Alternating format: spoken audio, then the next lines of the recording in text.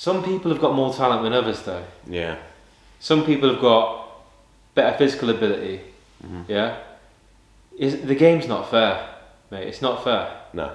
So how do you deal with it? I'm going to give you an example. Mm-hmm. If a guy out there doesn't fancy himself as the greatest scholar, hasn't necessarily got a track record of having the best and brightest brain, Mm-hmm. but he wants to go out there and become successful, Mm-hmm. and he also wants to have an abundant life. He wants to live the masculine medicine values. Yeah, he wants abundance in dating, in finance, and friendship and relationships. Yeah. How can a guy who seems to be completely thoroughly average go and get those things? Is it even possible? Oh, the world is full of talented, smart men who are underachievers. So many good-looking, talented, so-called intelligence, which is probably measured by IQ, maybe education level, are living extremely average, because what I've noticed, and many people would say this, is that my mentor, when I worked in the City of London, he was the head of energy at ICAP, right? So you're talking about a guy on millions of dollars a year. He always said to me, persistence and determination are omnipotent. So they override everything else. Wow. Right?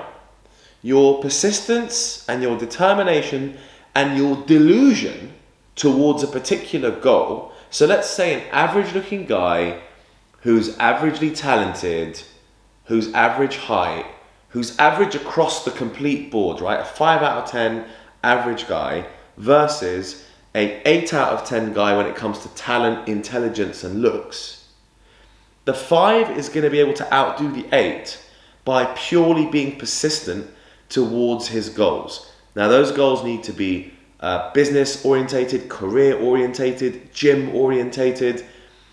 If that 5 is working out and can achieve a better body than the 8, which he can, Yes. then in Ibiza at the pool party, the girls are actually looking and noticing the 5 and his body rather than the 8. The 8 might be naturally good looking, but the 5 has a better physique. So girls are actually noticing that and taking a peek. And so he's getting attention. Now, similarly, the 5 that's pushing his career, his goals for a promotion at work. I used to know a guy who was supremely average, who was selling who had a printed mug service online. He sold printed mugs, right, of football teams, of all sorts of stupid characters. And he would make around $7,000 to $10,000 a month in revenue. And he stuck to this business for about 2-3 years until he got to that point of making that figure. Now he travels around the world and has a shipping agent who does the printing and who ships off the products.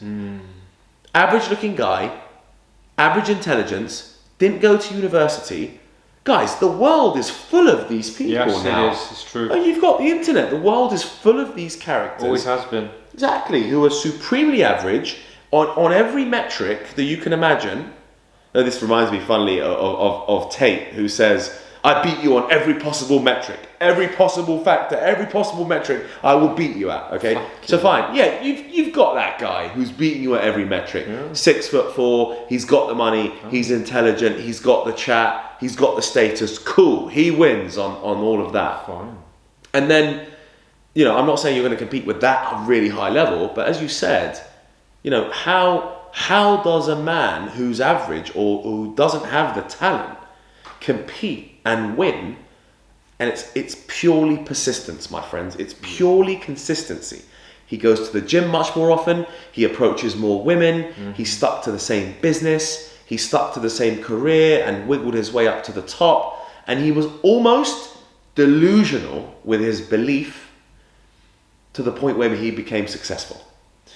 If the 8 out of 10 has the same persistence and consistency, good luck, you're not beating him. Yeah. No way, no chance you're going to beat him. Reality is reality. Yeah. The inspiring thing about this message is we know that these stories are everywhere. They're ubiquitous. We know I'm inspired endlessly by these people, reading about rags to riches stories, reading about these impossible people who climbed the ladder from being a janitor to being the chairman of the board in Wall Street. There's these fascinating people who do it Yep. because they have work ethic and they're go-getters. This was a term that they used to use in like the success literature back in the day, that how being a go-getter who's just determined Exactly. will find ways to be successful.